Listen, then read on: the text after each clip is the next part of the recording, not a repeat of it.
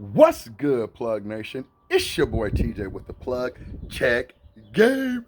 Yo, today is a big holiday. Yes, it's a big Black History holiday. You say Black History? Today is May 5th. I didn't know May 5th was a Black History holiday. Hold on. Why are you, TJ, why are you wearing a Mexico soccer team jersey? Well, hold on. But yet you got on your red, black, and green headband, and you got on your Coming to America socks. Why? Well, check game. I'ma tell you. Feliz de Cinco de Mayo. Wah, wah, wah, wah. Now, here's what they don't want you to know. Cinco de Mayo is not just a Mexican holiday. It is actually a African American holiday. Let me break this down to you. So, why do we celebrate Cinco de Mayo? Let's go over that first. We celebrate Cinco de Mayo because on May 5th, 1862, it was a battle of the Pueblas, and it was actually the Mexican. They called them like guerrilla army, but basically it was the Mexican army led by Benito Juarez. Benito Juarez, who was actually our sister city here in El Paso, Juarez. Yes, led by Benito Juarez. But why is that important? Well, let me break this down to you. In 1862, there was a little thing going on here in the United States called a civil war. And why we have a civil war? It's because some fools want to think that they can continue to enslave some black folks. They crazy. But check game.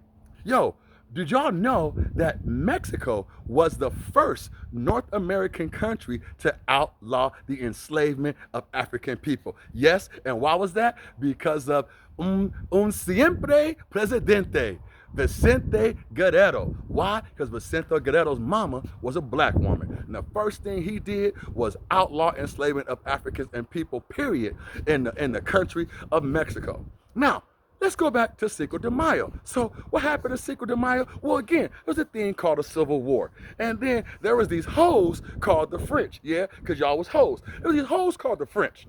So the French army was working in concert with the Confederate army here. And what they were trying to do is smuggle contraband from the southern U.S., and that contraband was cotton. They was trying to smuggle the cotton contraband to the Gulf of Mexico, to Veracruz. They were going to try to make Veracruz a new port to transport cotton to Europe. Now, here's what this would have done. This would have funded the Confederacy, and it would have funded them further, and actually created more money for more Europeans to make money over enslavement, thus prevent the prevention of enslavement of African people. So what did mi gente do? What did mi Mexicano, mi gente do? And when I say Mexicano, we also got to represent it was the Afro-Mexicano. So it wasn't, when I say the Mexican army, let me tell you what this consisted of. It consisted of gentlemen like Galena, who was an Afro-Mexicana.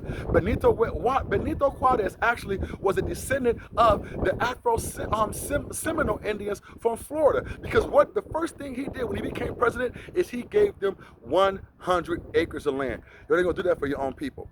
Secondly, we have Vicente Guerrero again.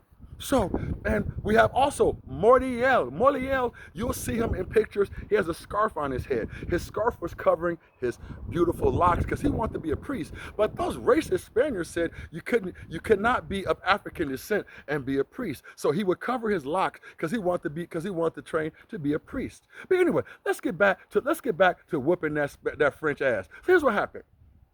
So, at the Battle of the Pueblas, that's actually where the word gringo comes from, because the French wore green coats, gringo. And when you say it in Spanish, when you say it quicker, it's gringo. So that's where the term gringo came from, because the French wore green coats. But let's get back to that ass whooping. So here's what happened.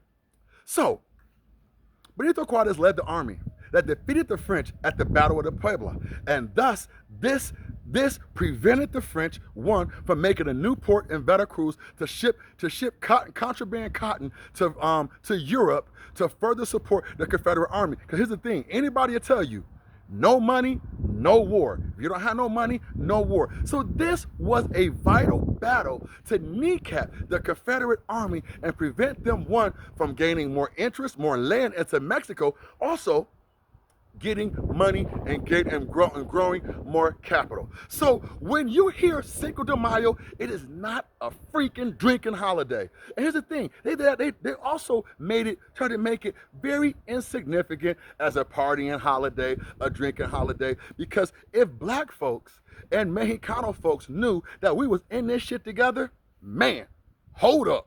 Let me explain. This only takes a 1-second Google search. I recommend all of you go do it.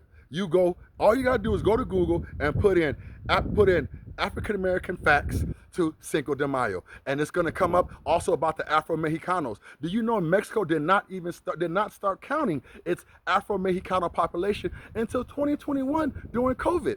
And actually, if you go to Veracruz, all that area, there's a town called Ocotillo, and they even say we are a Moreno town. Yes, and there's also a town in Mexico, in South Mexico, Sur Mexico, called Yanga. That town is named after one of the greatest African heroes ever, Gaspar Yanga. He was actually one of the first. He's the reason why you have the word in Spanish in Mexico called cimarron. He was the first cimarron. He was a maroon. He went up to the mountains of Veracruz and also would go back and get other enslaved Africans, and they built a whole community. Now I know we always hear about the Maroons in Jamaica. Shout out my Jamaica homeboys. We always hear about the Maroons also. There were Maroons in Haiti as well. But we did not hear about the Maroons in Mexico, led by Gaspar Yanga, and he was so dope, they made a statue out of him. Yes, and they also named a town after him.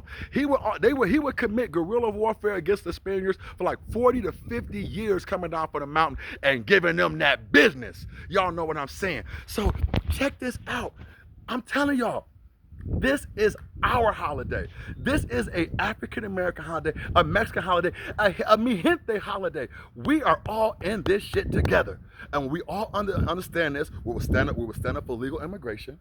We will stand up every time a black man is shot for no reason. Every time a Mexicano or a man is shot or taken advantage of for no reason as well. Tenemos the same sangre. Tenemos sangre. We have the same blood flowing through our veins. So I want to say puro mi gente mexicanos. Hey, long live Cinco de Mayo and long live the African people. So listen, if you are a member of any of the African diaspora, if you are a member of any North American black person, we need to be celebrating Cinco de Mayo, and it's more than just a drinking holiday. Because also, if you look into the facts about Cinco de Mayo and the Afro Mexicano, you understand where the trick lies. If we combine the population of Mexicanos and black people in North America, when I say North America, that's Mexico, the United States, and Canada. We outnumber everybody. So don't think this is not a conspiracy, because conspiracies can't be proven.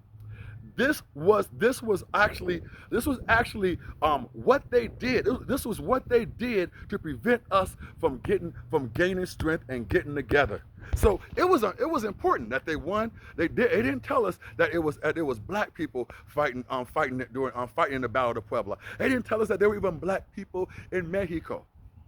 They didn't tell us that. And there was actually more enslaved Africans in Mexico and South America than the United States. The U.S., we only have 450,000 enslaved Africans come to the U.S. There were a lot more that went to Mexico and what they call South America and the Caribbean. So when they say Cinco de Mayo, if you black, don't say this ain't your holiday.